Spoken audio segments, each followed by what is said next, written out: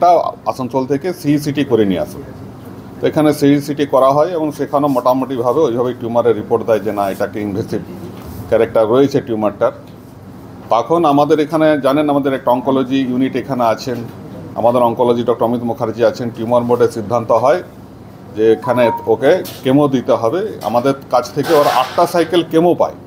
Chemo পাওয়ার পর পেশেন্টটাকে total অপারেশনের যে ব্যবস্থাটা হয় শুরু হয় যে হ্যাঁ এটাকে টোটাল তাহলে এবারে ম্যাস্টেকটমি করতে হবে, ব্রেস্টটা তুলে ফেলতে হবে।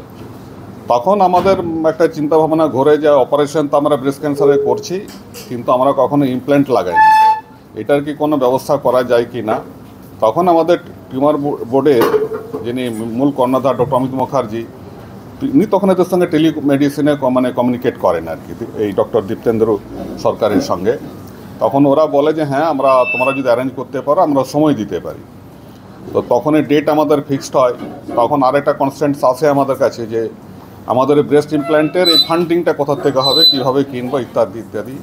তখন আসানসোল কর্পোরেশন এগিয়ে আসেন, বিশেষ করে স্যারের ভালোই জানবেন আর কি, কর্পোরেশনে যে ডাক্তার বলছেন সোমনাথ মণ্ডল, তো উনি বলেন যে আমরা ব্যবস্থা করতে পারি। তখন পুরো জিনিসটা আমরা একে একে আমাদের সিএমওএইচ স্যারকে জানাই, আরকেএসে জানাই, মেয়রকে আমরা চিঠি করি যে আমাদেরকে এটা যদি হেল্প করেন তাহলে আমরা অপারেশনটা করতে পারি।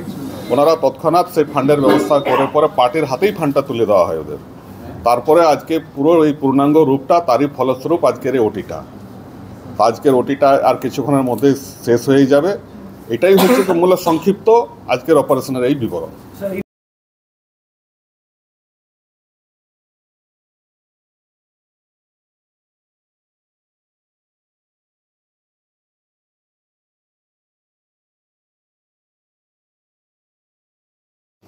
উনি comprehensive breast services PG head এবং nodal person of telebreast services West Bengal.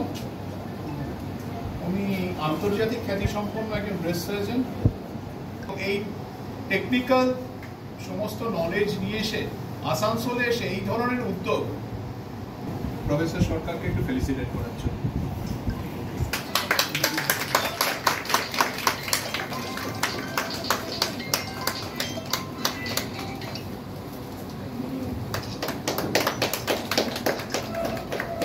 Super সাহেবকে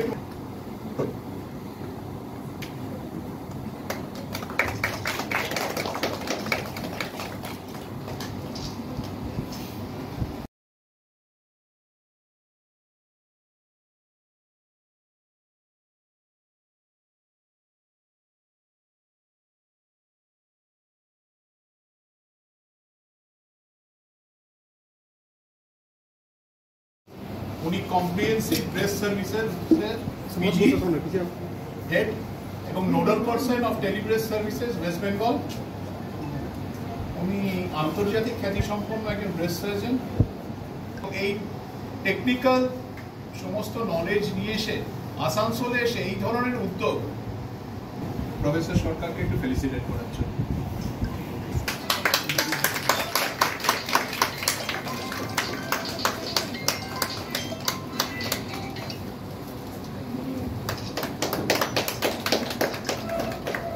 সুপার সাহেবকে একটু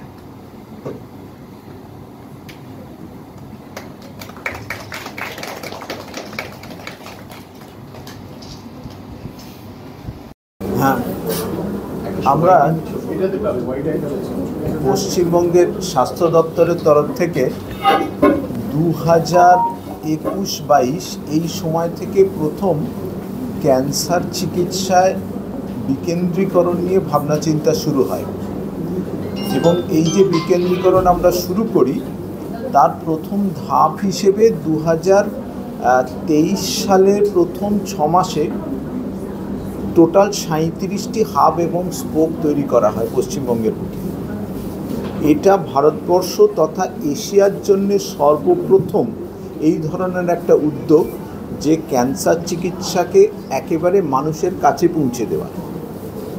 তার কারণ ধরুন এর পরবর্তীকালে আমরা যেটা শুরু করলাম যে বারে বারে ইন্টারঅ্যাকশান করা এবং 4 ফেব্রুয়ারি ওয়ার্ল্ড ক্যান্সার ডে উপলক্ষে রুহুলদা, অমিত তারা সবাই স্বাস্থ্য ভবনে গিয়েছিলেন।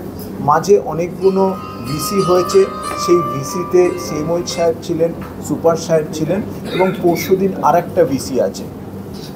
আমাদের এই পুরো উদ্যোগটার মূল জিনিস একটাই, কারণ আমরা দেখেছি যে একজন মানুষ যদি ধরুন আসানসোল থেকে আরও 10 কিলোমিটার দূরে একটি গ্রামের একজন মহিলা তার স্তনে একটা টিউমার দেখেন, সে ধরুন আসানসোলে যদি চিকিৎসাটা না হতো তাহলে তাকে বর্ধমান মেডিকেল কলেজ ক্লোজেস্ট যেতে হতো। এবার বর্ধমান মেডিকেল কলেজে তাকে একটা বায়োপসির ডেট আর একটা আলট্রাসোনোগ্রাফির ডেট, এটা আসতো একটা 3 দিন পরে আর একটা 7 দিন পরে। তারপরে এই রিপোর্টটা সে যখন পাবে আরও 1 মাস পরে, তারপরে হয়তো আসানসোল বর্ধমান বললো এটা চলে যাবে পিজিতে। অর্থাৎ stage 1 tumour because of this delay stage 3 হয়ে যাচ্ছিল। সেই কারণেই এই বিকেন্দ্রীকরণের মধ্যে দুটো মূল উদ্যোগ নেওয়া হয়েছে। তার মধ্যে প্রথম হচ্ছে ডায়াগনস্টিক সার্ভিস ক্যান্সার স্পোকগুলোতে সম্পূর্ণভাবে চালু করা, এবং তার মধ্যে বায়োপসি এবং আলট্রাসোনোগ্রাফি, এই দুটো, কারণ বায়োপসি ছাড়া তো চিকিৎসা শুরুই হবে না। দ্বিতীয় যে জিনিসটার উপর গুরুত্ব দেওয়া হয়েছিল সেটা হচ্ছে চিকিৎসা একেবারে স্পোক লেভেলে শুরু করা, এবং আসানসোল জেলা হাসপাতাল স্বাস্থ্য দপ্তরের কাছে বিশেষভাবে প্রশংসিত, এবং আমি নিশ্চিত সেটা সুপার সাহেব এবং সিএমওএইচ সাহেব না থাকলে এই অনুপ্রাণিতভাবে এই হাসপাতালে কাজ করা সম্ভব হতো না। প্রত্যেক সপ্তাহে আমরা যে টেলি ব্রেস্ট সার্ভিস রান করি, সেখানে আসানসোল থেকে প্রতি সপ্তাহে 1টা বা 2টো কেস নিয়ে আলোচনা হয়। আপনি বোঝার চেষ্টা করুন, একজন মহিলা সে এখানে এসে পৌঁছলো, এইখানে তার চিকিৎসার প্রথম ধাপ তৈরি করার পরে পিজির সাথে বসে ভার্চুয়াল বোর্ড হলো, পরের দিন চিকিৎসাটা ইমপ্লিমেন্টেড হয়ে গেল। এই জিনিসটা পৃথিবীর মধ্যে প্রথম, এবং এর ফলস্বরূপ আজকে আমরা রুগীকে পিজিতে যেতে বলছি না, পিজির ডাক্তারকে রুগীর কাছে যেতে বলছি। সুতরাং এই যে আজকে যে অপারেশনটা হলো, এই মেয়েটির প্রাথমিক চিকিৎসা হয়ে গেছিল, তারপরে সে কিন্তু স্তনটা সম্পূর্ণ বাদ যাওয়ার কথা। অল্প বয়সী মেয়ে, ন্যাচারালি সে চেয়েছিল যে না, আমরা এই অপারেশনটা স্তন বাদ যাবে না। তখন বিশেষ উদ্যোগ শুরু হয়, টেলিমেডিসিনে প্রথমে আমরা ঠিক করি যে রাখা হবে, তারপরে ঠিক করলাম যে আমি নিজে আসবো, এবং রনিত আমার ছাত্র, সে এমআর বাঙুরে গিয়েও এই অপারেশন 2-1টি করেছেন। তো আমরা সবাই মিলে এখানে এলাম, আজকে রুহুলদা আমরা সবাই মিলে এই অপারেশনটা সংগঠিত করলাম। অর্থাৎ মেয়েটির স্তনকে আবার পুনর্গঠন করা সম্ভব হলো। এটা আবারও বলছি, পশ্চিমবাংলা বলা তথা ভারতবর্ষের মধ্যে এটা সর্বপ্রথম যে একটা জেলা হাসপাতালে স্তন আবার প্রতিস্থাপন করা হচ্ছে বা পুনর্গঠন করা হচ্ছে। এই মডেলটাকে আমরা নাম দিচ্ছি পিঙ্ক করিডোর। অর্থাৎ একজন মহিলার স্নান করতে গিয়ে একটা ছোট্ট নুড়ি পাথর দেখা থেকে জেলা হাসপাতালে তার বায়োপসি, আলট্রাসোনোগ্রাফি, কেমোথেরাপি, বেসিক চিকিৎসা হওয়া, প্রয়োজনে পেশেন্ট এমনি তো এখন তো লাস্ট ধাপে অপারেশনের আছে, সেলাই টেলাই দিয়ে স্কিন স্টিচেস হচ্ছে, আশা করি কোনো অসুবিধা হবে না। তবে যে কোনো অপারেশনেই তো কমপ্লিকেশন হতে পারে, আপনি একটা গলব্লাডার অপারেশন করলেও তার অসুবিধে, সেই সব পার্টসগুলো তো মাথায় রাখতেই হবে। আশা করছি নর্মাল সুস্থ জীবনযাপন করবেন। মানে আপনার মতে রাজ্যের বিভিন্ন জেলার মধ্যে এটাই প্রথম এই অপারেশন জেলা হাসপাতালের মধ্যে এই প্রথম। এর আগে এমআর বাঙুরেও একটা হয়েছিল, কিন্তু সেটাকে ঠিক জেলা হাসপাতাল নামে হলো, সেটা তো কলকাতার মধ্যেই। স্যার, এটা তো জেলা স্তরে এই খবর যখন প্রচারিত হবে, আরো প্রচুর মানুষের মধ্যে এটা তারা আসবে, ফলে জেলা হাসপাতালে এই পরিকাঠামো কি এখনো পর্যন্ত রেডি আছে, প্রচুর পরিমাণে আগামী দিনে করা যাবে? দেখুন, আমরা যখন এই প্রকল্পটা শুরু করি, আমার একজন মুখ্য উপদেষ্টা হচ্ছেন মানে আনঅফিসিয়ালি WHO-র প্রধান, তিনি এই মুহূর্তে একজন বাঙালি ক্যান্সারের। তো আমরা যেভাবে ভেবেছিলাম সেটা হচ্ছে, যখন আপনি মনে করবেন যে মানুষের মধ্যে আশাকে ট্রেনিং দিচ্ছেন যে আপনি বাড়ি গিয়ে বলুন, আমরা জানি পরের ধাপে অনেক রোগী আসতে শুরু করবেন। সেই দ্বিতীয় ধাপটা অর্থাৎ diagnostic service, radiological service, chemotherapy service, এটা শুরু না করে ওইটা প্রচারটা করা হয়নি। সুতরাং দ্বিতীয় ধাপটা ভেবে প্রথম ধাপটা করা হয়েছে। সুতরাং ওই যে বললাম, এর প্রিপারেশনটা কিন্তু 2 বছর আগে, 2 বছর আগের মাইনিউট প্রিপারেশন ছিল বলে আজকে এটা করা সম্ভব হয়েছে। হঠাৎ করে চাইলে আপনি কালকে করতে পারবেন না। এটা একটা পুরো পরিকাঠামোগত উন্নতির একটা ফল। স্যার, স্ট্যাটিস্টিক্যালি বলা হচ্ছে যে স্যার বলছি আজকে একটা অপারেশন হচ্ছে ওনারা দেখুন, এটা অবশ্যই একটা মাইলস্টোন অ্যাচিভমেন্ট বলতে পারেন।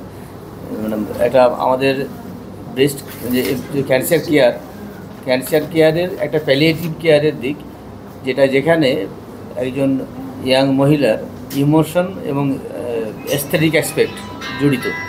তো সেইখানে আমাদের এই প্যালিয়েশন সার্জারি যেটা হচ্ছে সেটা অবশ্যই একটা মাইল ফলক আমরা অর্জন করছি। কিন্তু আপনারা আগেও যেটা শুনলেন যে এই ফান্ডের ব্যবস্থা কিন্তু আমাদের নেই, এটা মেয়র কেয়ার ফান্ড থেকে দেওয়া হয়েছে এই ইমপ্লান্টের খরচ।